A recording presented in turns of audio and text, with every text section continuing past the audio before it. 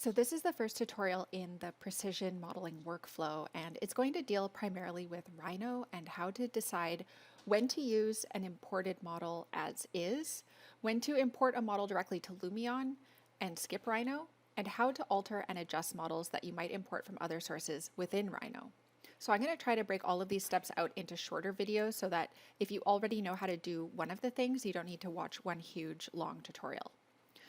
In this project I'm currently working on in Calgary, there are a bunch of site furnishing details, and within those furnishings, there's like these tables and chairs, garbage receptacles, and tree grates. When you have standalone site furnishings, whether they are specified already or you found some online that you really like, I always try to get the 3D from the manufacturer website or the SketchUp warehouse if I can. Luckily, in this instance, I have the names and models of those items, but I've also posted a bunch of links to different websites on our Moreau board where you can browse through and see if there's anything that suits your purposes.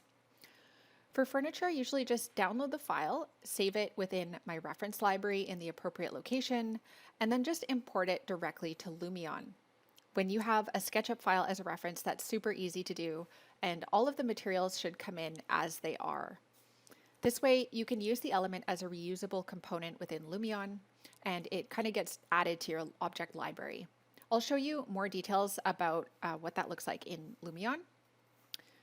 And don't worry, I'm going to go through a more detailed walkthrough of Lumion in another video, but for now, just notice how there's a difference between having elements all fixed within a Rhino model import and individual elements like these tables and chairs that can be imported separately as objects and then moved around or have their materials be changed.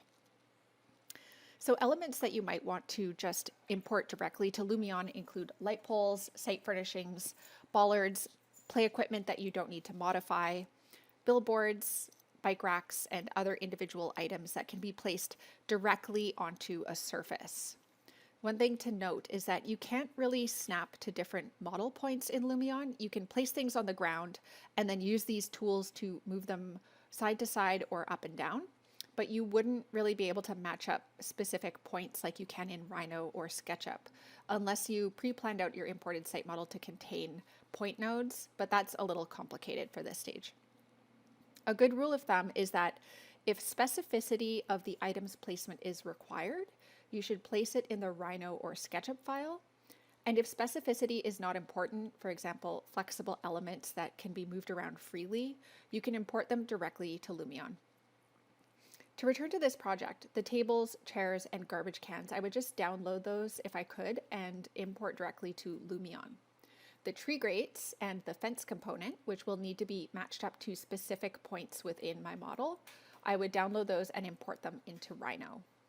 So let's go ahead and download some of these models, put them in our library, and then put them into Rhino.